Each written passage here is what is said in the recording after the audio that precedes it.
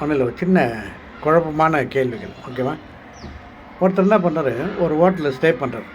ஓகேங்களா? தங்கிட்டு போகும்போது ஒரு 1000 ருபீஸ் வந்து அந்த கேஷ்கிட்ட கொடுக்குறாரு, கேஷியர்கிட்ட. வச்சுக்கோங்க, நான் இன்னும் ஒரு 2 or 3 டேஸில் வந்து கலெக்ட் பண்ணிக்கிறேன். சரின்னு அவர் வாங்கி வச்சுக்கிறேன் அந்த 1000 ருபீஸை. நல்லா கேட்டுக்கோங்க.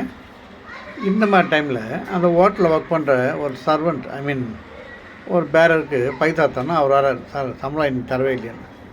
இந்தாப்பா விட்டு அந்த 1000 அவர்கிட்ட கொடுத்துறாரு. யார்கிட்ட? அந்த பேரர்கிட்ட, சர்வர்கிட்ட. அவர் என்ன பண்ணுறாரு, நேராக போயிட்டு வீட்டுக்கு போகும்போது காய்கறி மல்லிகை சாமான்லாம் வாங்குறாரு. வாங்கின்னு அந்த 1000 ரூபாய்க்கு அந்த கடைக்கார்ட்ட கொடுத்துட்றாரு. ஓகேங்களா? சரின்ட்டு அந்த கடைக்காரர் என்ன பண்ணுறாரு, வீட்டுக்கு போகிறாரு. வீட்டுக்கு போய் இதே 1000 ரூபான்னு சொல்லலை, 1000 ரூபா அமௌண்ட்டை மட்டும் நான் சொல்லிக்கிறேன். வீட்டுக்கு போகிறாரு. அந்த டைமில் அவங்க வீட்டில் என்ன சொல்கிறாங்க, உடம்பு சரியில்லை அப்படின்ட்டு அவங்க ஒய்ஃபுக்கு ஏதோ சொல்கிறாங்க. உடனே அவனுக்கு கூட்டி போய் டாக்டர்கிட்ட போனால் டாக்டரு சார்ஜ் எல்லாம் மெடிக்கல் எல்லாம் டெஸ்ட் பண்ணிவிட்டு அந்த 1000 ரூபா சார்ஜாக வாங்கிக்கிறாரு.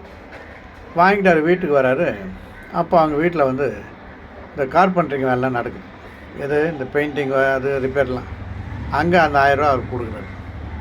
அந்த கார்பெண்டர் அவர் என்ன பண்ணார்னா, அவர் இந்த ஹோல்சேல் கடைக்கு போகிறார். இந்த பெயிண்டெல்லாம் வாங்கினல அவர்கிட்ட கொடுக்குறாரு. கொடுத்து அவர் இந்த பொருளெல்லாம் வாங்குறாரு. அந்த ஹோல்சேல் கடைக்காரர் என்ன பண்ணுறாருன்னா, அவங்க ஷாப்பில் ஆடிட்டிங் நடக்குது. அந்த ஆடிட்டருக்கு பைசாவாக சம்பளமாக இதை கொடுத்துறாரு. இதே 1000 ரூபா. மீதி பணம் சேர்த்தான். இந்த 1000 ரூபாய்க்கு எப்படி போகுதுன்றதை மட்டும் நான் சொல்கிறேன். அப்புறம் நீங்கள் என்ன போட்டு குழப்பாருங்க, சரியா? அப்புறம் அந்த ஆடிட்டர் என்ன பண்ணுறாரு, டைம் ஆகிடுச்சுன்ட்டு இந்த ஹோட்டல் வந்து தங்குறாரு.